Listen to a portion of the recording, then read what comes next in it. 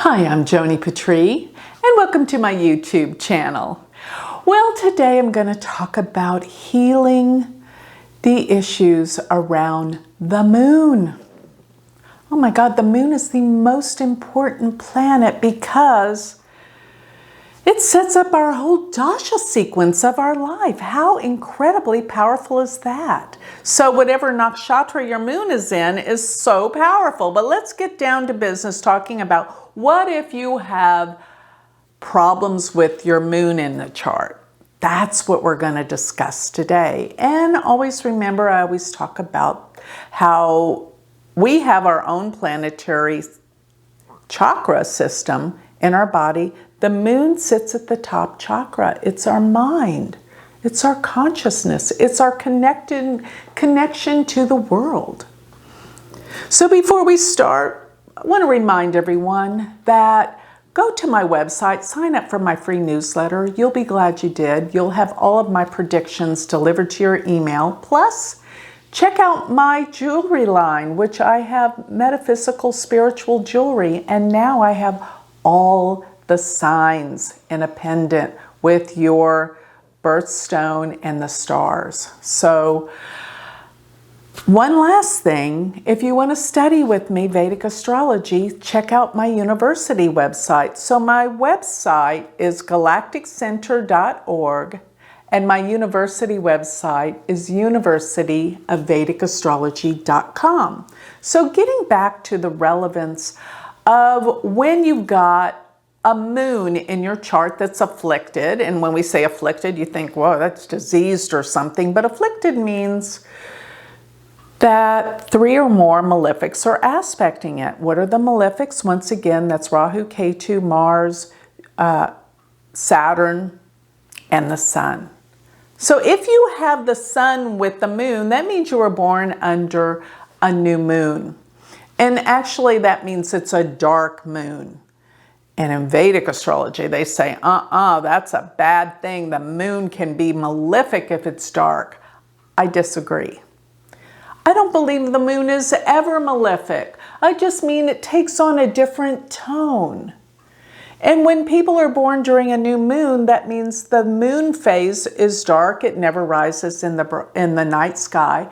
But what it really means is you're extremely introspective.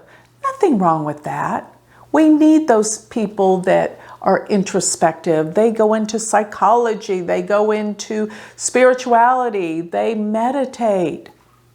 They need their time alone. They're not so much into, being in big crowds of people. So they're introverts, not extroverts.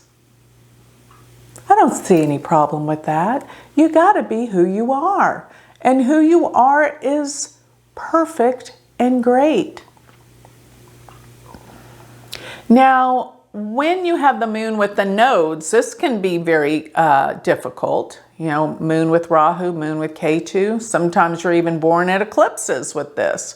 But Rahu and Ketu, they're very spiritualizing forces. Now, the moon can rule many things. It rules the public, it rules our emotions, it can rule our mother, sense of security, our deep-seated feelings. This really does have a major effect on our life. Now, remember, the moon can be malefic. Well, not malefic, but it's just these are the issues you have to work with or overcome. Remember, I believe that in astrology, we're here to overcome so many things. And our birth chart tells us exactly what we need to work on, in case you didn't already know. And most of us don't, because we don't have that objectivity to be able to see ourselves for who and what we really are, because we're so immersed in ourselves. So astrology, remember, is know thyself. And if you know everything about the universe, about yourself, you know everything about the universe. So the moon, it's how we feel. That's so important to our happiness. If you're feeling sad and depressed, you're not happy. Saturn with the moon can cause you to feel a little heavy, depressed sometimes, serious many times. Mars with the moon, that can be conflicting. And it can be great for business, but maybe not so great with the relationship with your mother. So the moon with certain planets gives it a certain energy to your moon. And of course, the signs your moon's in. The moon is debilitated in Scorpio, meaning it's weak. What does that mean? Well, I think a debilitated moon in Scorpio means somebody's extraordinarily passionate and feeling devotional, but over the top sometimes, and they can't see outside of themselves as to what they're doing. They just don't. But the moon being in Taurus is its exaltation sign. So people with the moon in Taurus, they feel wealthy, rich, they have luxuries, they're highly sensitized to sensuality. The moon in Scorpio can be very difficult in terms of scrutinizing your feelings all the time. They do. And what you have to understand, there's nothing wrong with the way you feel. You've got to come to terms with it. Heal it, let it go if it's not bringing you to your greatest advantage. So the moon in certain houses can also depict certain behaviors. But remember, the moon is all about our feeling sense and how we feel as to whether or not we're happy, sad, depressed, something about our life. But the moon, above all else, can deal with intelligence too. So that's why it's so important as to remedy issues around the moon. Now they say to wear a moonstone or a pearl. A pearl will help strengthen issues with the moon. But affirmations, the moon is Chandra. So Om Klim Shrim Chandra Namaha. Or affirmations around, may I heal the relationship that deals with my emotional body with the moon. So what you really have to do is get in touch with your feelings. That's the energy of the moon. And I think if you consider the planet or the moon being in Scorpio, they are the ones that have the hardest time getting in touch with their feelings. But when you're in touch with your feelings, you can process them and therefore release the feelings that cause you pain and suffering. That's the issue of the moon. Now the moon is relative to the fourth house, because fourth house is it's the karaka for the fourth house. It's also the mother. Therefore, it deals with the sense of the need to feel security. And if you don't feel secure, you're not going to be happy. That means you're insecure.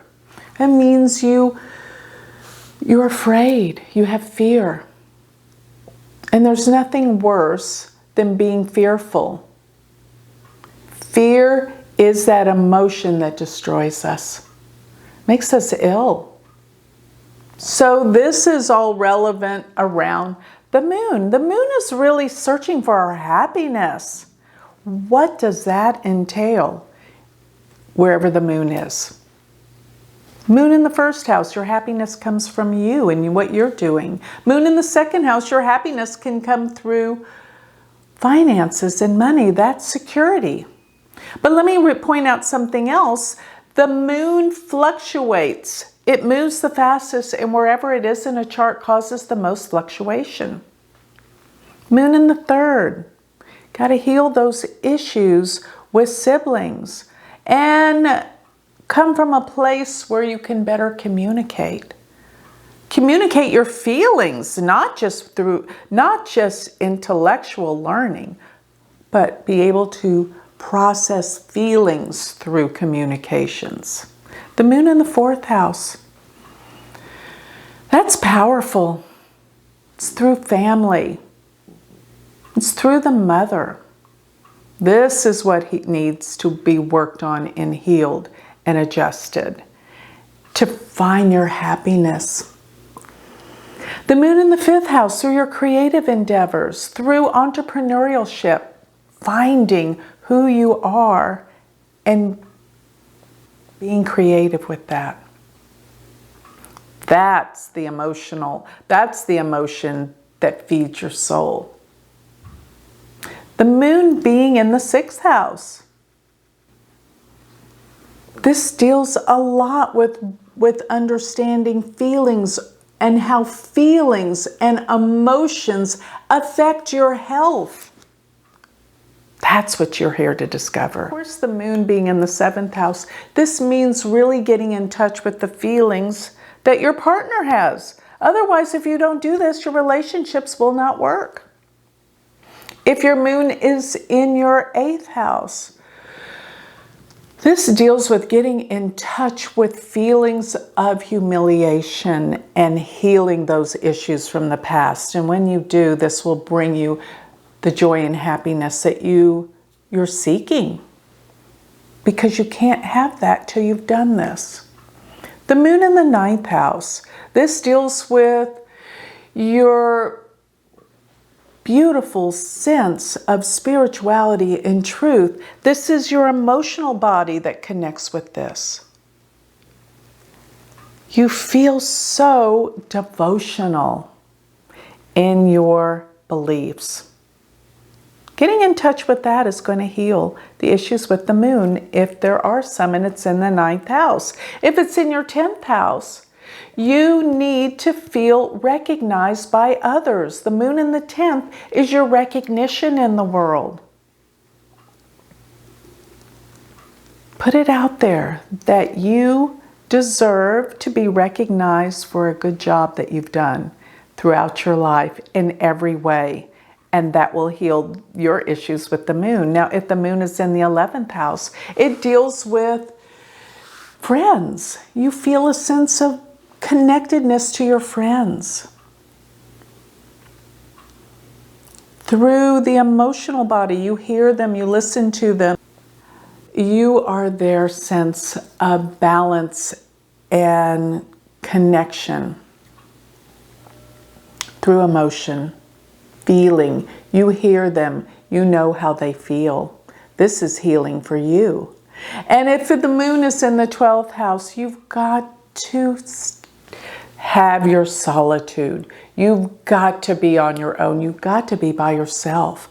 This is what feeds your soul, because solitude and aloneness really heals your soul and you feel connected again with the world. But you can't do it when you're always around others. But you feel so connected, and even through sleep and dreams, you do get information from the other side. Pay attention and use that. So the moon is our mind. It's our feeling sense. It's our knowingness.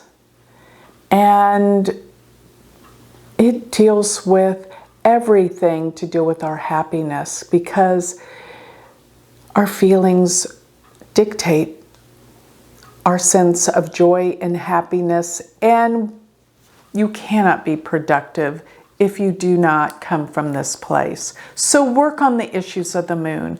And don't forget also, not only looking at where the moon is in your birth chart, look at where your moon goes into your Navamsha chart, because this gives you where the opportunity is going, what sign it's in, and what houses it's in. This tells you, it actually gives you the tools as to what you're here to do to overcome the obstacles of a moon that needs to be healed. And that's what we're talking about. We're talking about healing. Now, Monday is the day for the moon, and this is the day to honor the moon. Also wearing colors of the moon, which would be silver and white. This just helps you be a little bit more connected to the energy that you want to heal, making a focus on that, which is the moon. So with that, I'd like to close. Remember, if you'd like more information on me, you can always go to my website, which is galacticcenter.org. And remember, you want to learn Vedic astrology, join our university. Go to universityofvedicastrology.com. Thank you.